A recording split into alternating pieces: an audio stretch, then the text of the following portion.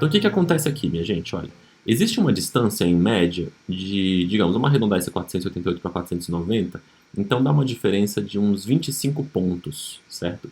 Entre meninos e meninas em média nessa amostra.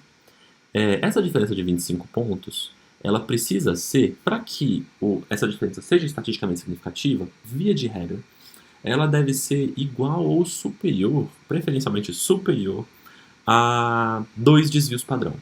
Como a gente viu, a distância de 2 desvios padrão corresponde a um intervalo de confiança de 95%. Bacana? Então tá, o que a gente percebe aqui é uma situação que ou é um pouco limiar ou é uma situação não significativa. Vamos observar. Se a gente tomasse o desvio padrão dos meninos, o desvio padrão da média dos meninos, esse desvio padrão é de 22 pontos. Então isso vezes 2 dá 44 pontos, que é bem maior do que os 25 pontos que separam os dois grupos aqui, certo? Então se a gente tomasse esse desvio padrão da média como o desvio padrão total aqui para todo mundo, então essa diferença não seria estatisticamente significativa. No caso das meninas, se a gente tomasse esse desvio padrão aqui que está em 13, isso vezes 2 dá 26, isso dá um pouquinho mais do que os 25 pontos, mas também uma arredondei ali embaixo, então fica um pouco ali, certo? O que a gente precisa, de fato, então, é de um teste de significância estatística que permita, de forma mais precisa, calcular a probabilidade de que essa diferença de 25 pontos observada entre meninos e meninas seja atribuída ao acaso. Se essa probabilidade for muito remota, ou seja, for menor do que 5%, nós consideramos descartada a hipótese nula e nós declaramos que, de fato, existe uma diferença entre meninos e meninas com respeito ao desempenho na prova de ciências da natureza. A propósito, esse teste de significância estatística, o primeiro que a gente vai aprender a fazer, que é o mais popular, assim, popular no sentido de que é o primeiro que as pessoas aprendem, eu acho, é o chamado teste T de Student, certo? Student era um estatístico, o nome dele não era esse, né, mas ele usou esse pseudônimo para assinar o artigo dele, e o teste ficou conhecido pelo pseudônimo dele, certo? E o teste T é chamado teste T porque a estatística que calcula a estatística do teste, a quantidade que você precisa calcular para executar o teste, é chamada pela letra T, tá bom? E o que é o teste T? Vamos dar uma olhadinha dele com um pouquinho mais de calma. O teste T de Student, ele é muito simples. A ideia dele é muito simples, né? Ele consiste em você calcular a diferença entre as médias de dois grupos de medidas e dividir isso pelo desvio padrão da diferença entre médias, certo? O resultado disso a gente chama de T, que é a estatística do teste, certo? Se esse T for muito grande, tipicamente se ele for maior ou muito maior ou igual a 2, né? Há várias questões aí, tá, gente? Assim, mas assim, se ele for muito maior do que 2, então provavelmente a gente vai concluir que você está diante de uma diferença estatisticamente significativa. Mas o que o estudante fez foi, inclusive, criar uma correção, porque, em princípio, essa estatística ela seria normalmente distribuída por tudo que a gente discutiu até agora, né? E ela permitiria construir esses intervalos de confiança de mais ou menos 2, 95% de confiança que nós vimos no vídeo anterior.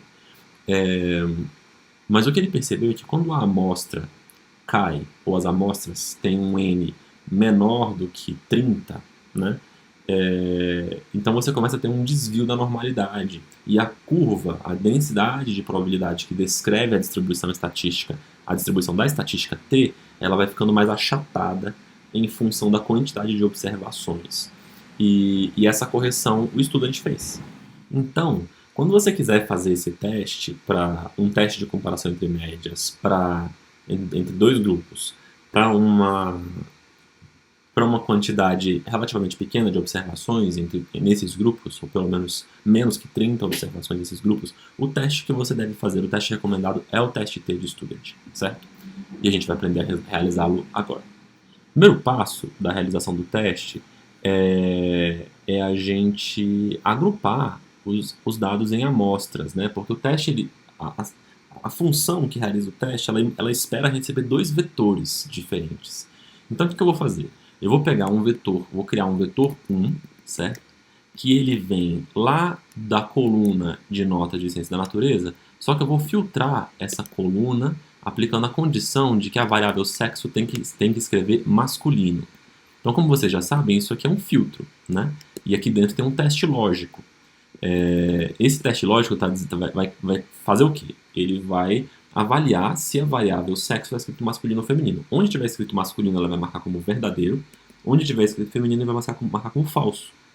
Quando você jogar esse teste lógico dentro da chamada desse vetor aqui, que é o vetor nota ciência da natureza, dentro do DataFrame Enem, você vai justamente estar filtrando os casos em que as notas de ciências da natureza correspondem a estudantes do sexo masculino.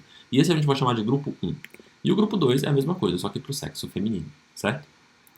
Uma vez que a gente define esses dois vetores aqui, eu posso chamar a função t-test, função t.test, que é a função do teste t, certo? E eu simplesmente coloco o grupo 1 e o grupo 2 ali dentro e observo o resultado do teste. Bacana?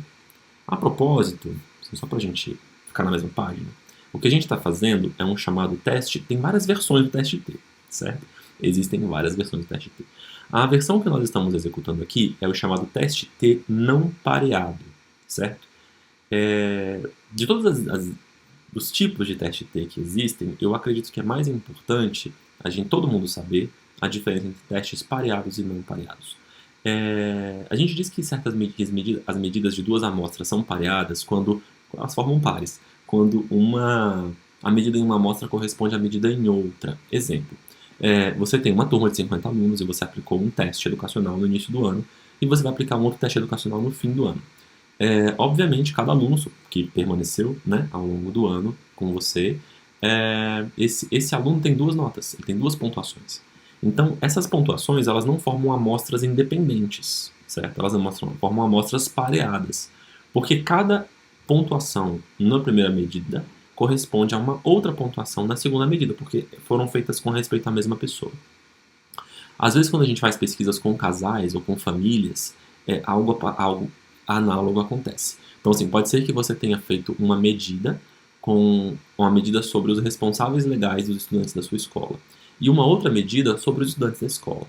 Como cada estudante corresponde a um responsável legal, essas amostras elas estão pareadas de partida, né? E as amostras pareadas elas requerem um teste T específico, um teste T diferente, certo? Que eu não vou discutir aqui com vocês, mas se vocês precisarem de um teste T, ou vocês me procuram, certo? Ou vocês procurem literatura a respeito. O que a gente está fazendo aqui então? A gente está fazendo um teste T para uma amostra não pareada, porque os nossos meninos e meninas não estão casados, não têm relação, certo? Eu não tenho nenhum motivo para pareá-los. Então, é isso. Vamos ler esse output aqui? Ele é bem intuitivo. Olha lá. Primeiro ele mostra a estatística do teste. A estatística T deu aproximadamente 1. Então, você que já entendeu mais ou menos como é que funcionam as contas aqui, já está imaginando que esse teste não vai dar estatisticamente significativo, certo? Porque deu um T muito baixinho. A quantidade de graus de liberdade foi calculada em 28.805, certo?